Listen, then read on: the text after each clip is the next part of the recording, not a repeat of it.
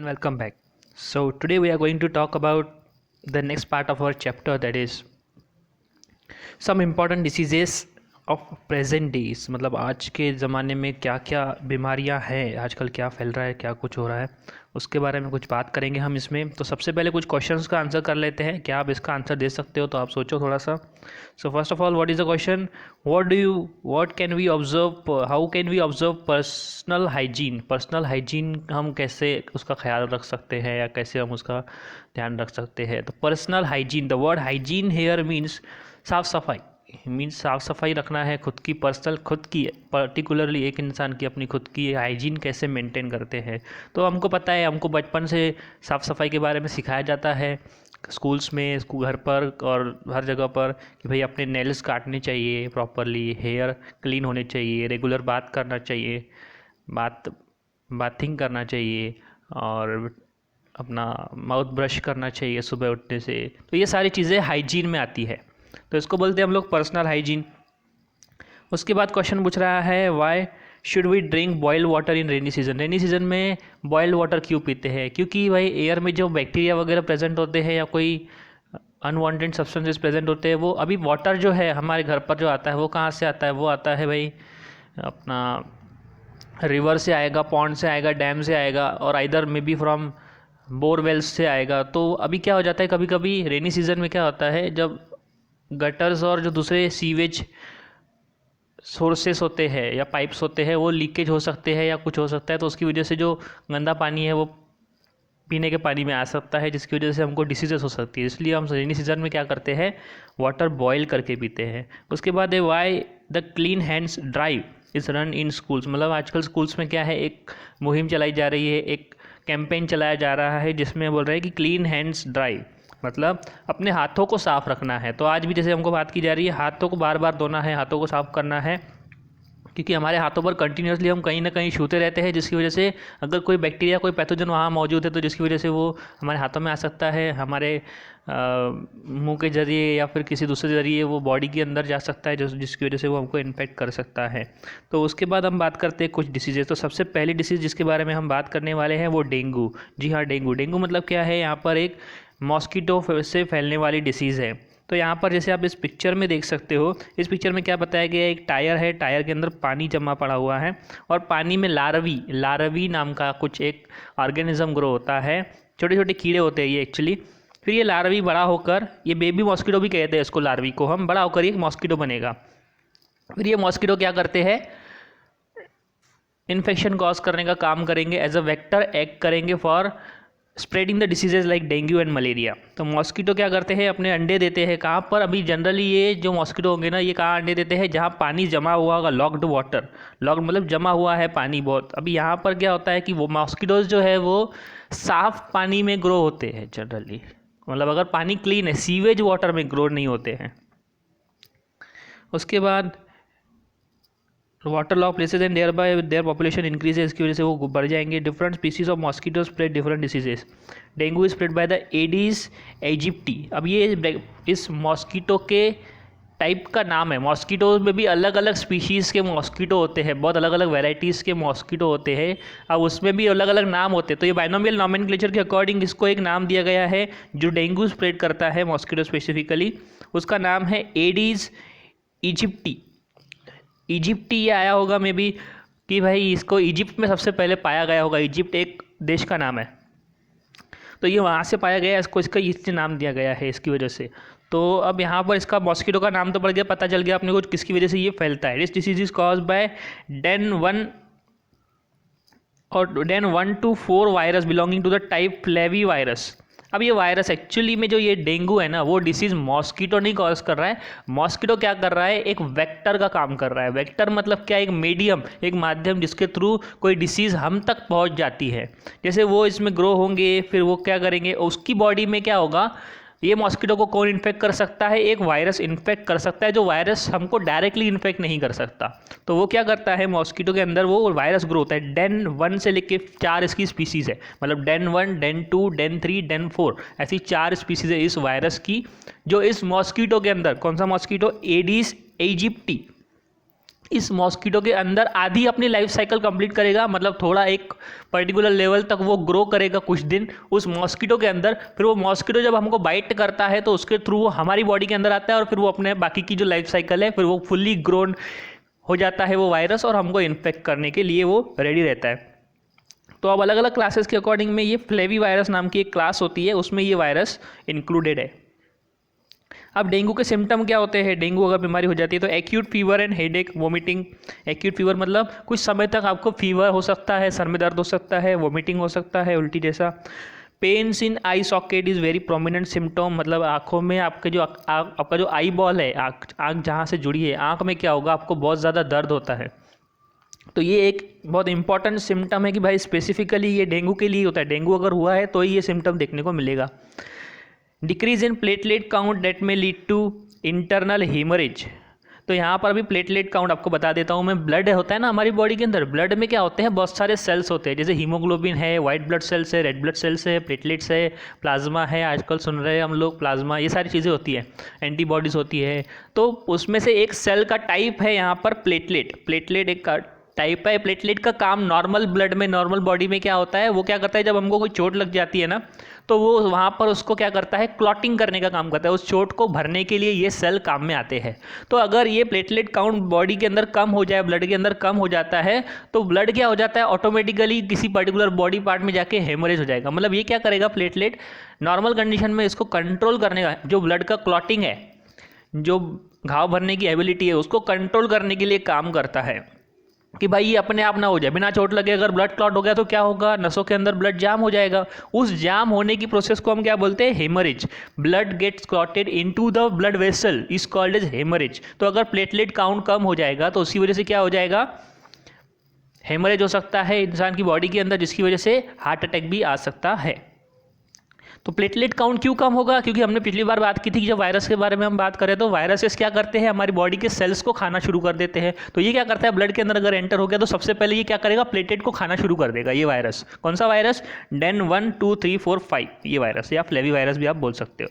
ठीक है, तो इस तरीके से ये हो गया डेंगू के बारे में। अब उसके बाद क्या बात कर रहे हैं हम लोग, यहाँ पे कुछ पिक्चर दिए है, बोला उसको ऑब्जर्व करो आप।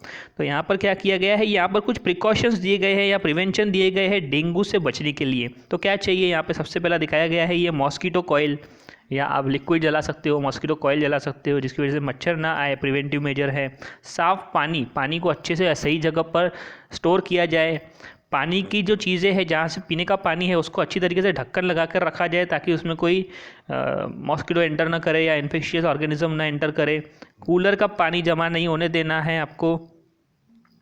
उसके बाद क्या करना है आपको, ये जो आपका डिसइंफेक्टेंट गैसेस होते हैं, जिसकी मदद से हम मॉस्किटो किलर गैसेस जो होती है वो गैसेस हम लोग स्प्रेड करवा सकते हैं, पेस्टिसाइड कंट्रोल करवा सकते हैं।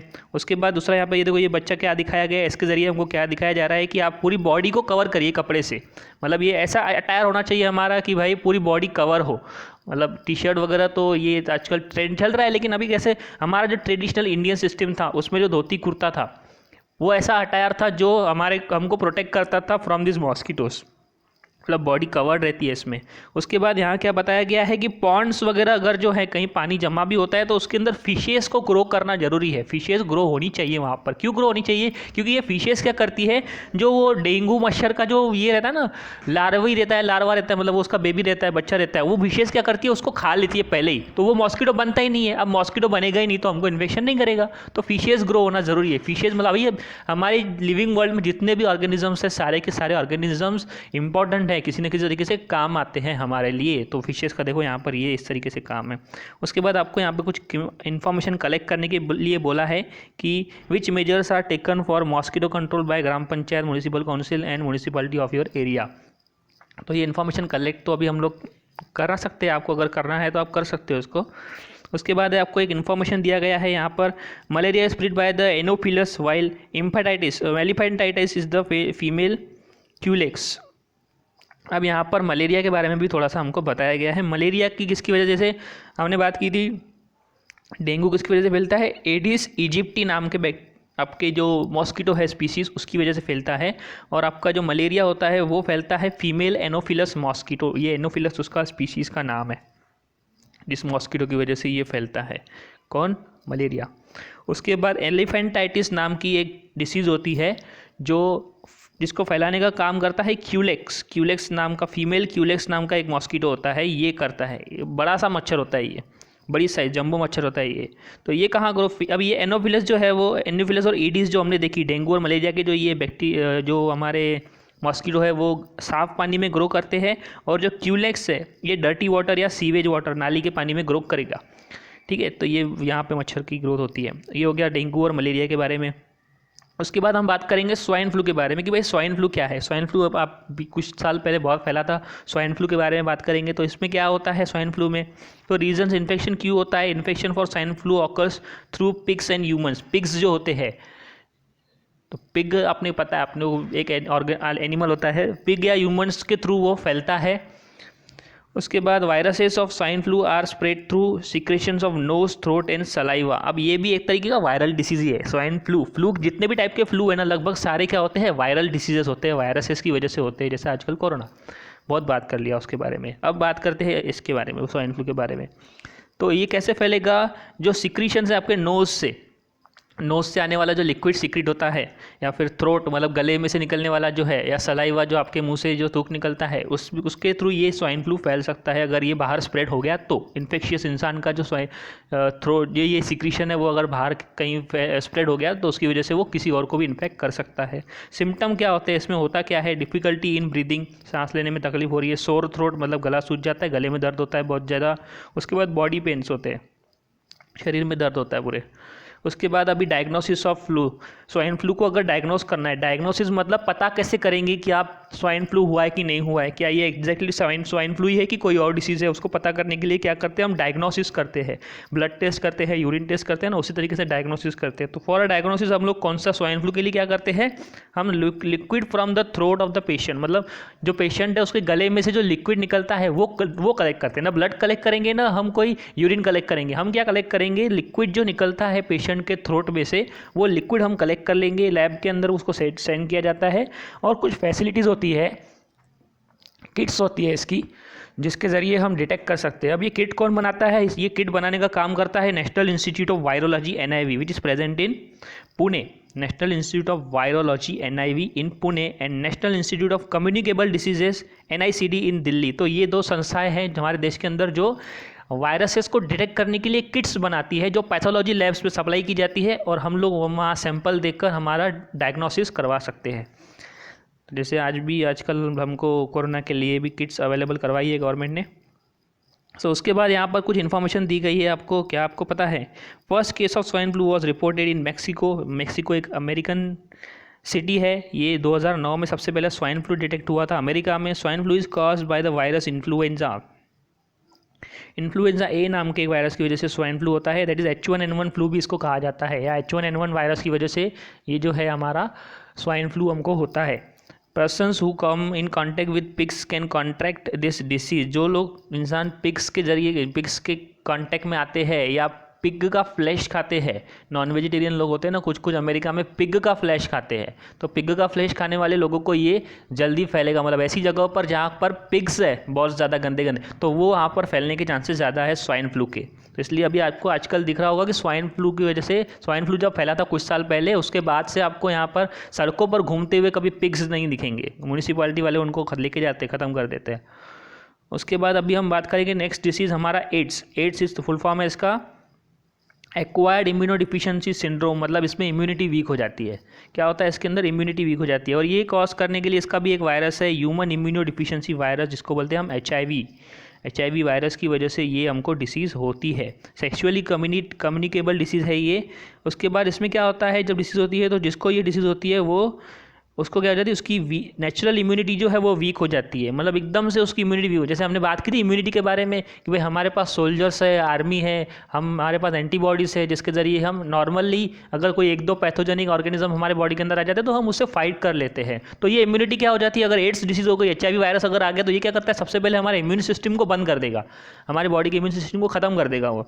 तो यहाँ पर ये होता है, इम्यूनिटी डाउन हो जाती है। अब इसकी वजह से, एड्स की वजह से इंसान नहीं मरता है, सेकेंडरी इन्फेक्शन जो होते हैं, इम्यूनिटी कमज़ोर होने की वजह से जो दूसरा इन्फेक्शन हो जाएगा, टीबी का टीबी का बैक्टीरिया आ गया या कोई दूसरे बैक्टीरिया आ गए, क्योंकि हमारी इम्यूनिटी वीक है, तो अभी क्या हो जाएगा, उसकी वजह से दूसरी डिसीजेस हो जाएगी। अब दूसरी डिसीजेस होगी तो उसकी वजह से हमारी डेथ हो सकती है एड्स की वजह से।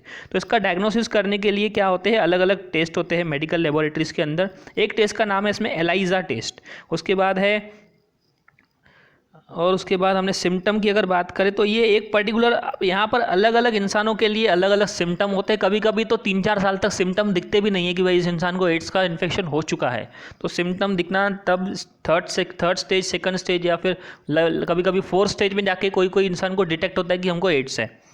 उसके बाद यहाँ पर कुछ इन्फॉर्मेशन दी गई जिसको आपको हमेशा याद रखना है। Always remember AIDS does not occur through touching. मतलब अगर कोई पेशेंट है, अगर आप उसके कांटेक्ट में आ रहे हो, क्लोज कांटेक्ट में आ रहे हो, फूड शेयर कर रहे हो उसके साथ, कपड़े शेयर कर रहे हो, तो उससे वो नहीं फैलता है।